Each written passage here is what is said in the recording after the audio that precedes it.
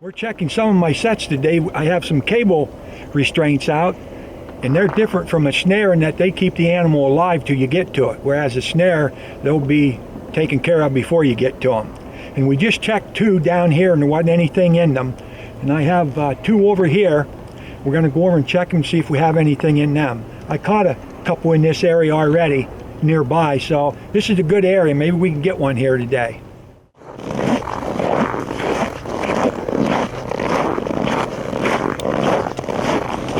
That's another red one. There's your cable. He's alive. That's what they're supposed to be.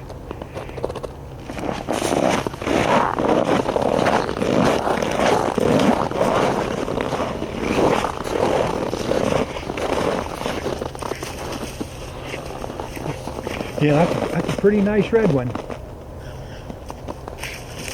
Really pretty. Well, we're going to take care of him so we get him out of that. But you can see where he's caught with that cable restraint. It has him right around the neck. And if you would happen, which you don't want to, get a dog or another animal, you can let him out without harming him.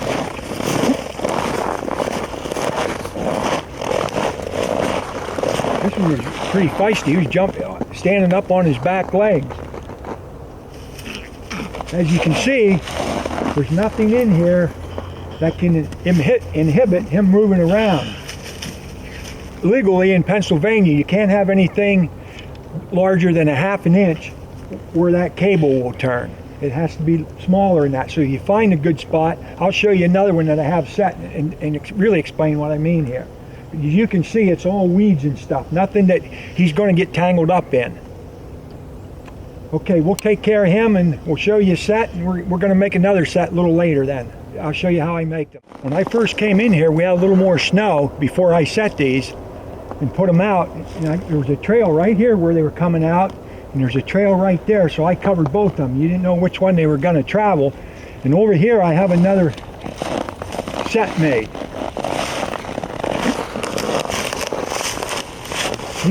You can see some of the, probably see some of the old tracks there where they've been through here. This is just a piece of wire to hold the cable up. And for fox, they should be about 6 inches above the first hard surface, and they should be about 6 by 6 for fox. For coyote, that cable would be up here, about the bottom would be about here, and the height up here. So I'm not going to catch any coyotes. It's very unlikely that I'd catch any coyotes in these. The way this works, they get their head in there, and this lock washer would just slide right down. And it only go down so far. The reason that it only go down that far is it helped me the other day because I had a deer, but he wasn't in it when I got there. This is in case you do get a deer by the foot, they'll be able to pull out of them. So that's why it only goes that far. Very simple. Really, I mean, these are really easy to set once you get the knack of it. You just got to bend this wire so you get this about where you want it. We caught that one right around the corner, and as I said before, I usually make a couple extra ones. I don't put a cable in case we get something that's close. We're going to put one in here, and I'll show you how I make them from beginning to end. We'll take our time. We're not going to rush with it, so you can see exactly what I do. When I come up to a place, I have my guide sticks in here already. And when I do that, I walk past where I put the cable. Because if you only walk up one place to where you put the cable, they might refuse to go through it. But I go both ways. Now they know that I went through there. They know that I was here. And I use this, and I rake it up on the sides. I never did much of this before. I build it up. This is really working good for me. It just makes it big enough for them to come in here. Mine's about 4 feet long, not quite 4 feet. And you can see this only goes down that far. That's the deer stop. If you get a deer in that, and I've had them get in these already, they'll pull it down to that deer stop, then they'll get out of it. So we'll get this in. Here's my Berkshire steak. I use the 12-inch ones. They've never pulled any of these out. We'll put this one in the ground. You can see now, that's really tight. And this was a Berkshire stake, and I did use some wolf hangs, but I don't have any of them with me right now, so I put a Berkshire on this one. Here's a support wire. I put this in here.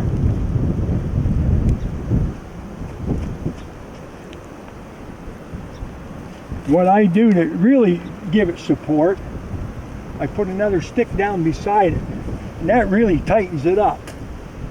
You don't want them to move. Then I'll bring my cable up, check about to where I want to put it.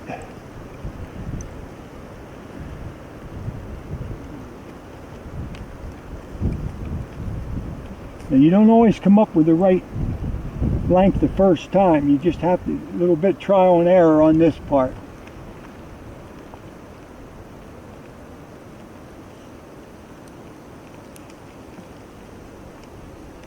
And I like the plastic support collars better than the wires. I just don't like the wires. I don't think they work as good for me.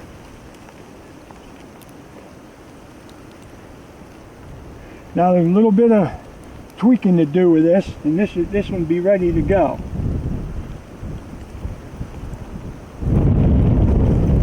And they got to be 6 inches off the first solid part and no higher than 12. There she be, that's all there is to it. Then I'll put some of these weeds around it. And once in a while, I'll even hang some along the top of it. That's pretty much all there is to it. And I use this right before I get done. I'll bring these weeds up a little more since we've been walking around in there, tramping around. When they come up here, there's no lure or anything. I don't use any lure. This is just natural path for them to travel.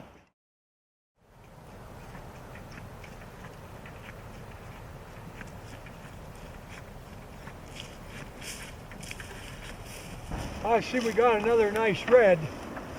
Little bit of snow there, you can see pretty good. Been 4 or 5 nights since we had anything come through here. At least they didn't go through the cables. That's a nice one though. What I started doing, when you set for fox, they recommend like 6 inches off the ground, 6 to 8 inches high and wide. And there's some coyotes around here and they recommend 10 to 12. So what I've been doing, I try to go halfway in between there, and once in a while the foxes can get in back to their hip. But that doesn't happen very often. The ideal catch is right around their neck. But you can see this one here, I got it back along the hip because that circle is a little bigger. Hopefully maybe a coyote would have come through it too. You can see here, this isn't a very big place, but it's been very productive throughout the years. And he's trying to get some rabbits and small game in the area with his brush pals, and we're trying to keep the foxes down. And a couple of the years we caught 6, 8 fox in here. Now we're started using cables and we can get them later in the year. This is a nice red. He's been in here for a little bit. And this is the only one we had in this area today. But we did see a couple tracks out there with a little bit of the snow that's left. As you can see here, the cables that I use are only 4 feet long, but you can see the big circle they make, and they got to be put where they cannot get tangled up with anything. And once you use a cable, it's done. You just can't use it. So we'll take care of the fox, and we have plenty of other sets here. We have one down around the corner, and I had like 7 or 8 in here, and that's one less. So we still have 7 good sets in here. Leave these set for 3 or 4 more nights and see if we can get another fox or 2 to help the gentleman out that's trying to get some small game in the area. So we'll take care of him, clean this area up a little bit, take the cable out of the ground, and we can use some of the parts on it yet to make up some other cable. But this is a great exercise. You're doing the people a favor by getting a few of them out of here to cut down on diseases. It's just a lot of fun being out, and you just enjoy it that much more. And you got to have patience. when you set these cables. It's not like setting jump traps or something when you use lure and stuff and bring them in. You don't use very little. I hardly ever use any lure around these sets. You just got to be patient, and I've learned that from my father when I started hunting when I was 12 years old. He always did his scouting ahead of time, and he picked out a good spot, and he said, stay put. And I learned that from him, and I've done that all these years. And a couple of my buddies know when I get in a spot, I stay put. And in a couple of years I hunted where I probably shouldn't have been hunting because I got attached to the area and I didn't want to leave it. But it's really a lot of fun. Have patience, and sooner or later it will produce.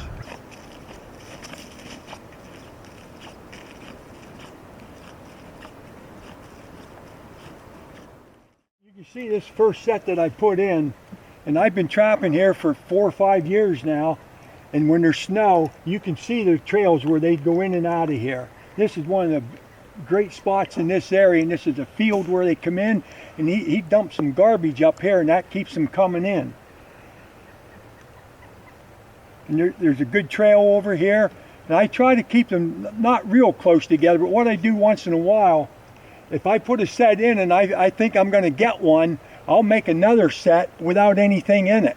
I won't set the cable. Now if I catch one here, I can go right up here to where I have another set ready and put it in, and I'll be in a close proximity to this one. I have about 6 or 7 in here, and that covers this area pretty good. But if you could really set a lot more than that if you wanted to. So we're going to go up here and check a couple of the other sets now and see if we have anything in them. But a good time to do scouting, we always scouted for deer after deer season in the winter time.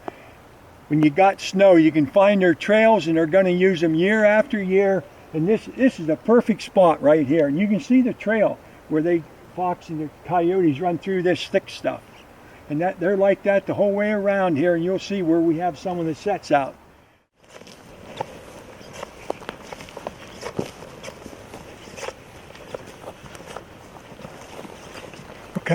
Look how he's ducking down, and he doesn't think we see him yet. He's been in there a while. Nice gray, nice gray.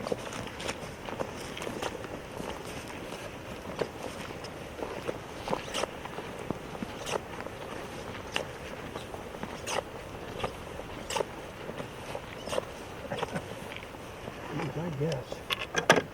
Well, you can see, this is one of the things we have to really remember when we set these cable restraints.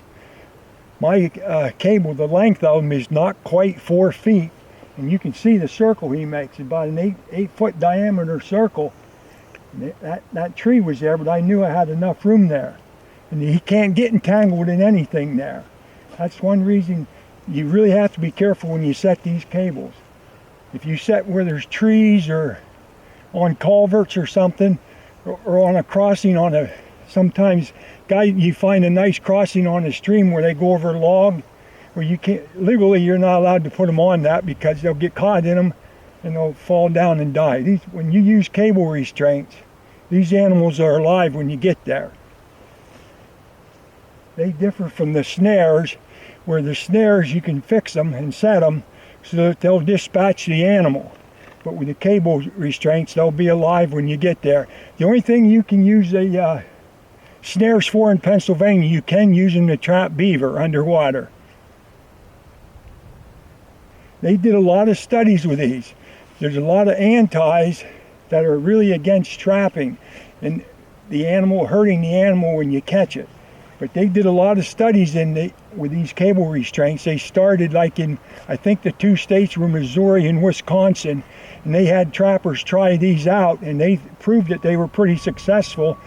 Then they had a lot of trappers try them out in Pennsylvania, and for the most part, these animals are not injured in these cable restraints. You come up to them, if you get something you don't want or that's not allowed to be caught, you can let them out with no harm.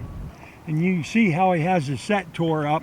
And these cables, once you catch an animal in them, you cannot use them again. And what I do sometimes when I'm out on this line, I make a couple extra places to set another cable if I catch something. These are good spots. There's a trail right here. You can see how he was in here and dug this up. Nice gray, and there's a couple red ones in here also. And the gentleman that owns this place asked me to trap, and he put a lot of brush piles and things in here, and he's trying to get some rabbits and other small game around, and this helps keep it down. We never get them all. You can get 3, 4 a year or more. One year we caught 6 or 7 in here, and every year they're still in here. But we do help keeps the population down and provides him with a little cover for a small game that he likes to hunt. Now we'll take care of this one, dispatch him, and we'll go over here and I'll show you how to make a set from beginning to end. I have one right down this fence row. 1, 2, 3, 4, 5. This is the 6th one here. And I have 2 more up towards the corner of that field.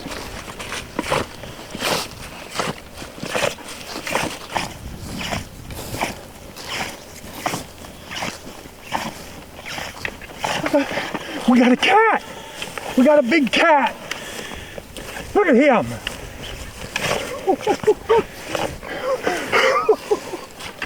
Oh boy! Bobcat! Oh, he's a dandy. Oh man, I didn't expect that. Look at the feet on him. Boy, that is a dandy. Look how he has this all ripped up here. Man, oh man. You can see how I had to clear it out. Nothing he could have got tangled on.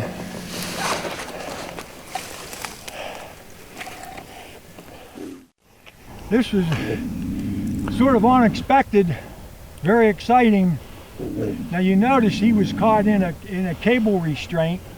Difference between a cable restraint and the other ones is the cable restraint will keep them alive, and the other ones, they can be fixed to dispatch the animal. Now normally, if you catch a bobcat, you'd have to leave him go, but the trapping season's from December 15th to January 6th, and they count this as an incidental catch. So I'm able to harvest this bobcat, and I do have a bobcat tag. Really unexpected. The other one's nothing around the first 5, but the 6th one paid off. That's a big cat. He's a nice cat. I'm going to put this tag on this bobcat because this was really unexpected. And my son thinks he might even be 30 pounds. I mean, he is a big one. Big male. Happy day. 0 for 5, and then 1 for 6. That makes the day. That's just about anything outdoors. You can go, if you're deer hunting, you go every day, every day, every day. Last 5 minutes can make the whole season. And again, we were able to harvest this cat because we do have a bobcat tag, and you can harvest them with the cables. With a snare, you can't use snares in PA. The only thing you can use snares for are beaver. But you can catch, if you catch one in a cable during trapping season, you can harvest it as an incidental catch. And that boy is some incidental catch.